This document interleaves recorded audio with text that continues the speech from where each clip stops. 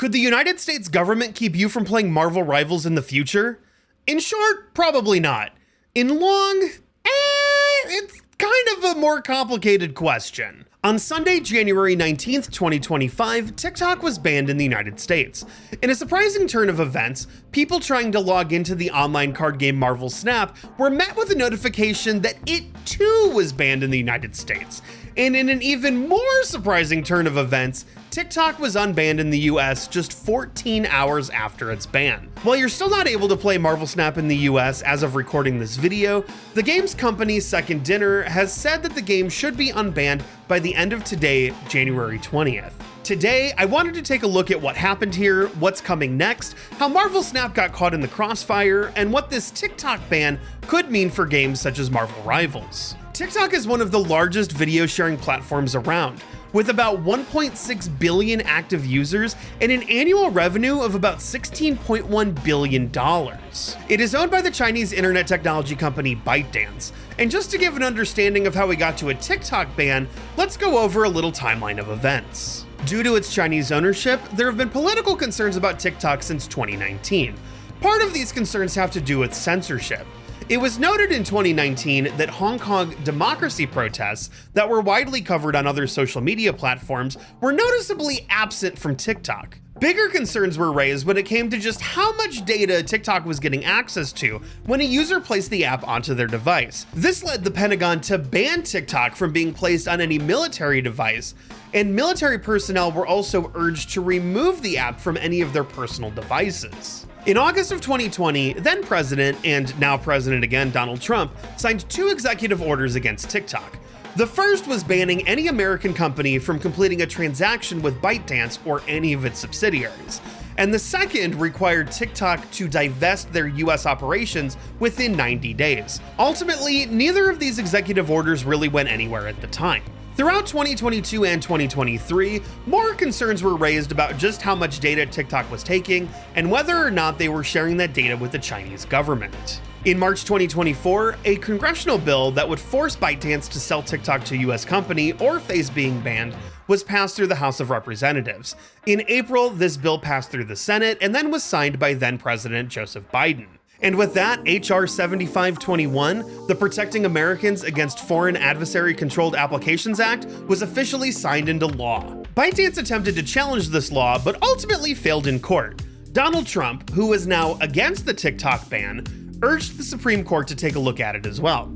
The Supreme Court did, and on January 17th, 2025, issued their decision. In a staggering 9-0 decision, the US Supreme Court decided to uphold the law, citing that the national security concerns about TikTok superseded Americans' First Amendment rights to use the app. According to the law, continuing to operate within the United States would cause ByteDance to face a $5,000 penalty per user using the app. With about 175 million American users, this would cause ByteDance to face about an $850 billion fine from the US government for continuing to operate within the United States. And if companies such as Apple and Google continue to let TikTok be available on their online platforms, they would also face the same $5,000 fine per user who downloaded or updated the app through their service. Because it was so close to the Biden-Trump transition, Biden said that he was not going to impose these fines on ByteDance if they continued to operate, and said that he would leave it to the next administration to decide what they wanted to do. Trump also mentioned that once he got into office, he would likely be signing an executive order to push the TikTok ban 90 days. Neither president's words deterred ByteDance from pulling the app, so on January 19th, TikTok went dark. But then so did Marvel Snap. As it turns out, although Marvel Snap is created by Second Dinner, a company based out of California, the publisher of the game is Newverse, which is a subsidiary of ByteDance. When the TikTok ban went into effect, every app that's owned by ByteDance went down, including editing software CapCut, lifestyle app Lemon8, and of course, Marvel Snap. Just 14 hours later, TikTok was reinstated back in the US, citing that President Trump had done enough to ease their worried minds and make sure they weren't going to get fined $80 quadrillion, and so everything was super cool, and we were great, and we were grand, and business was back on, baby! But now that TikTok is back and Marvel Snap isn't too far behind, are either of these apps actually safe? And what does it mean for other Chinese-owned games such as Marvel Rivals. When it comes to TikTok, you might want to enjoy the app while you still can. While Donald Trump's executive order can delay the TikTok ban for 90 days, it still seems like ByteDance has to sell TikTok to a US company in order for TikTok to continue operating within the United States. So far, ByteDance has been seemingly unwilling to sell TikTok to a US company, so this 90-day extension may not even fully last the 90 days if it were to be challenged in court. And even if Trump is telling ByteDance that he's not going to go after the fines that are associated with illegally operating in the US, that may not be enough. It would be up to the discretion of the Attorney General on whether or not they would pursue legal action against companies not complying with the law. So when it comes to companies like Google and Apple, they may not just take the president's word as good enough and may still pull these apps to make sure that they're complying with US law. So if TikTok gets banned again, would Marvel Snap just go with it? Maybe, but also possibly not. As it turns out, in November of 2023, ByteDance announced that it was looking to shut down Nuverse and get out of video games entirely. Nuverse was ByteDance's way to get into the video game industry and compete with Chinese megapower Tencent. And while they saw decent success with Marvel Snap just doesn't make nearly as much money as an app like TikTok, so it really wasn't worth their time. At the time, Second Dinner assured players that there was no worry about Marvel Snap's future, and the speculation was that Second Dinner may just end up self-publishing the game once Nuverse finally winded down. Weirdly though, nothing seems to have happened since that initial announcement. Now that working with Nuverse means that Marvel Snap could just be banned in the US, I imagine that business plans to divest Second Dinner out of Nuverse are probably going to move along a little bit faster, if just get moving at all. Since ByteDance was already looking to get out of gaming anyway, I imagine that this will happen and that Marvel Snap will probably be pretty safe moving forward. And that finally brings us to Marvel Rivals. Marvel Rivals is owned by the company NetEase, which is another giant Chinese technology company.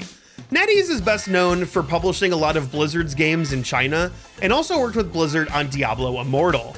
NetEase is also working on the upcoming Destiny Rising along with Bungie, and of course is responsible for the mega smash hit Marvel Rivals. Seeing as to how Second Dinner employees, including Marvel Snap's creator Ben Brode, were completely blindsided by Marvel Snap's banning in the US, many people have been fearful whether these other Chinese-owned games could be similarly banned out of the blue in the US.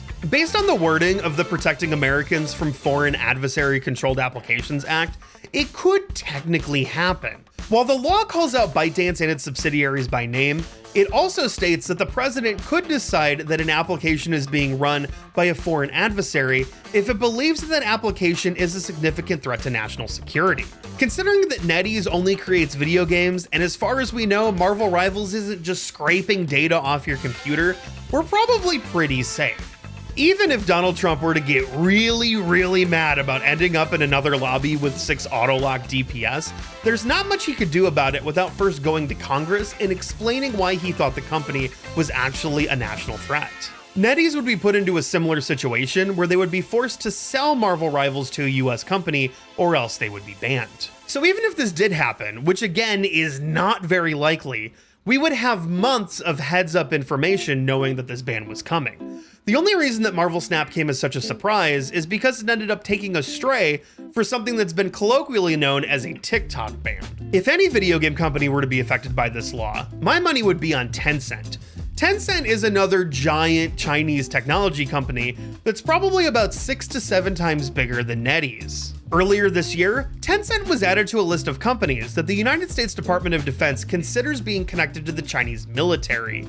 Now that's a connection that a president could make, saying that a company was making foreign adversary-controlled applications that were a threat to our national security.